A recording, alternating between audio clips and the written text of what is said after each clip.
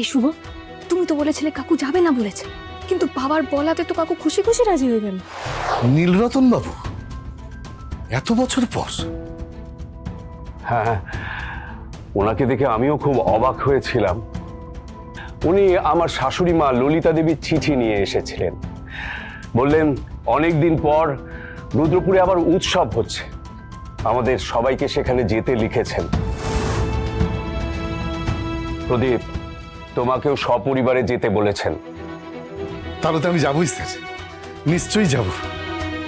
এই শুভ, তুমি তো বলেছিলে কাকু যাবে না বলেছে, কিন্তু বাবার বলাতে তো কাকু খুশি খুশি রাজি হয়ে গেল। হ্যাঁ, আমি যখন বাবাকে বলেছিলাম তখন তো আমাকে জোর ধমক দিয়েছিল।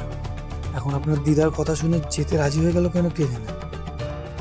বড় মার ডাক মানে তো সাক্ষাৎ ঈশ্বরের ডাক, তাহলে তো এবার আমাকে যেতেই হবে স্যার। আজই ডাউনলোড করুন আর এনজয় করুন আপনার পছন্দের শো।